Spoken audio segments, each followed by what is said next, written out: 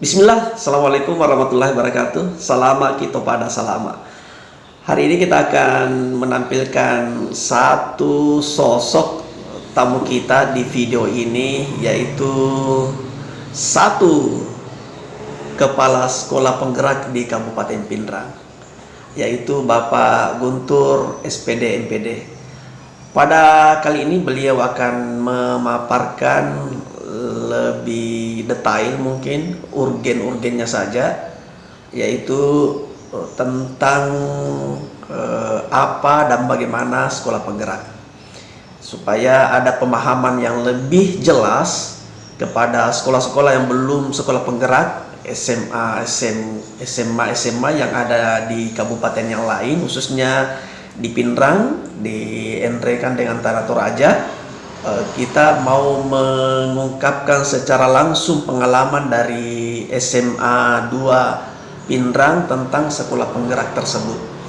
Memang sudah ada banyak webinar, ada pertemuan yang dilakukan oleh Cabang Dinas Wilayah 10 tentang sekolah penggerak tersebut. Tetapi kalau disampaikan secara langsung oleh pelakunya yang menerima intervensi dari kementerian terhadap sekolah penggerak, nah kita akan lihat ucapan dari beliau. Ini kan kita sudah masuk dalam tahapan-tahapan dari sekolah penggerak tersebut, dan bulan ini sudah loka karya yang ketiga. Nah, kan ada kemarin loka karya 0, 1, 2, dan 3, artinya sudah banyak kegiatan. Dan apa itu sekolah penggerak? Mari kita saksikan sendiri dari video di tayangan berikut ini. Assalamualaikum warahmatullahi wabarakatuh.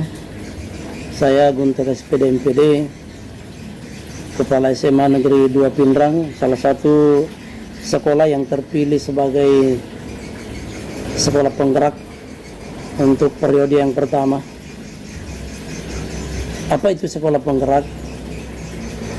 Sekolah penggerak itu adalah sekolah yang berfokus pada pengembangan hasil belajar siswa secara holistik dengan mewujudkan profil pelajar Pancasila yang mencakup kompetensi dan karakter yang diawali dengan sumber daya manusia yang unggul, yakni kepala sekolah dan guru. Program sekolah penggerak adalah program pendampingan yang dilakukan oleh Kemendikbudristek kepada sekolah penggerak yang terpilih dengan tujuan utama meningkatkan kualitas hasil belajar siswa secara holistik, kemampuan literasi dan numerasi siswa, serta karakter mulia untuk mewujudkan profil pelajar Pancasila.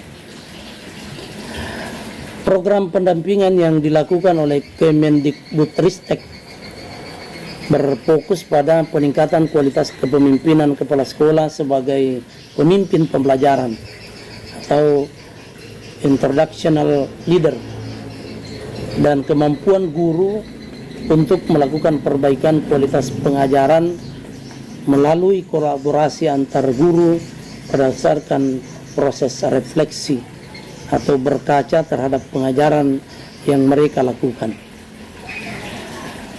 Program pendampingan yang dilakukan oleh Kemendikbudristek akan bermanfaat bagi kepala sekolah dan guru di sekolah penggerak untuk secara berkesinambungan dan mau dan mampu memperbaiki kualitas kepemimpinan dan pengajaran.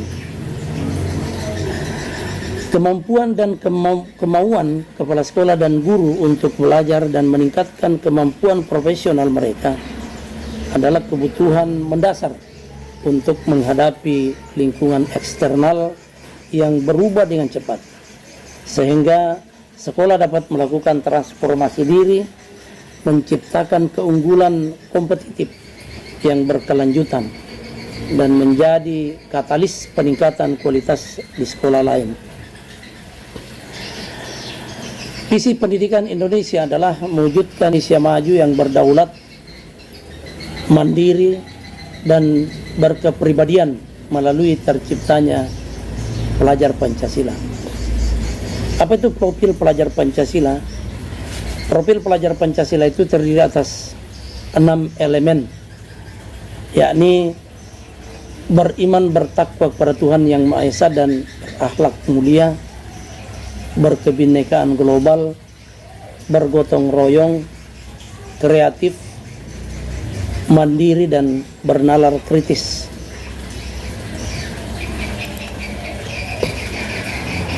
Program Sekolah Penggerak terdiri dari 5 intervensi yang saling terkait dan tidak terpisahkan yang dilakukan oleh kementerian.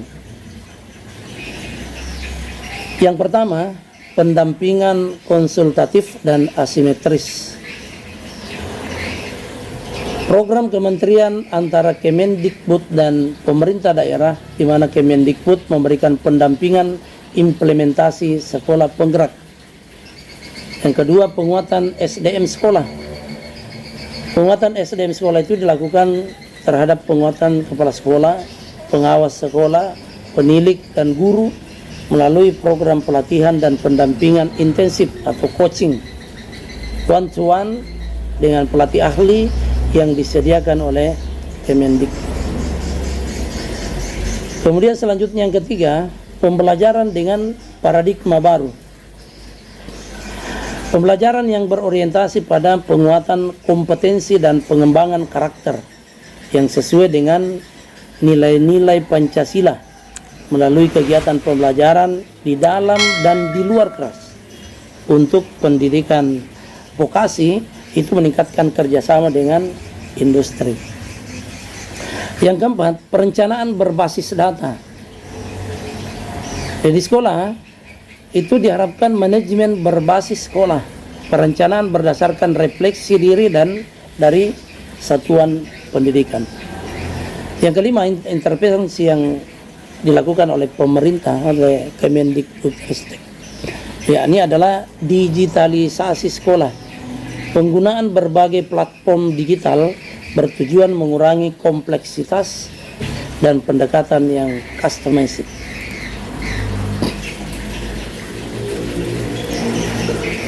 Apa yang sudah dikemukakan oleh Kepala Sekolah Penggerak SMA 2 Pinrang, ada beberapa intervensi yang dilakukan oleh pemerintah, dan tentu saja setelah beberapa bulan ini berjalan, bagus kalau disampaikan juga mengenai dampak dan pengaruh setelah beberapa bulan ini dilaksanakan Sekolah Penggerak. Mungkin belum ada perubahan secara menyeluruh karena dalam proses, tapi mungkin Pak Guntur selaku kepala sekolah bisa menyampaikan dampak yang sudah mulai terlihat. Yang pertama, setelah diklat komite pembelajaran yang dilakukan langsung oleh kementerian terhadap kepala sekolah, pengawas, dan guru, maka guru lebih memahami pembelajaran yang berorientasi pada murid. Di proses pembelajaran yang dilakukan sekarang itu adalah proses pembelajaran yang berorientasi pada murid. Kemudian siswa lebih bersemangat dalam mengikuti pelajaran karena mereka tidak dipaksakan harus sama dengan kompetensi yang dimiliki oleh peserta didik yang lain. Kemudian selanjutnya, hal yang berubah atau dampak positif yang ditimbulkan oleh 5 intervensi dari pemerintah terhadap sekolah kami. Yang kedua adalah adanya proyek penguatan profil pelajar Pancasila yang lebih membuka ruang kreativitas dari peserta didik, karena mereka terlibat langsung mulai dari proses pengadaan bahan baku sampai kemudian proses perakitan dan sampai dengan berakhirnya dan jadinya produk itu semua siswa dilibatkan. Ya, salah satu contoh dari proyek profil pelajar Pancasila yang dilakukan di sekolah kami tahun ini adalah sofa, pembuatan sofa dari EcoBrick. Jadi mereka itu langsung terlibat mulai dari pengumpulan botol plastik kemudian mengisi sampah plastik ke dalamnya, sampai kemudian merakit dan membuatnya dalam bentuk sofa. Itu adalah semua dilakukan oleh siswa dan didampingi oleh guru pembimbing.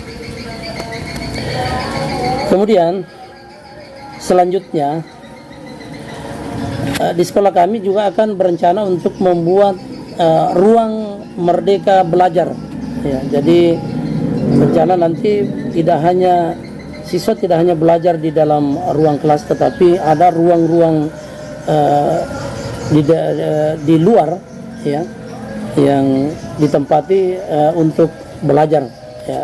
Rencana kami akan membuat gazebo sebagai ruang merdeka belajar, nanti akan didirikan dekat dari empang dan sawah milik sekolah. Demikian video kita kali ini, mudah-mudahan memberi manfaat untuk kemajuan dunia pendidikan.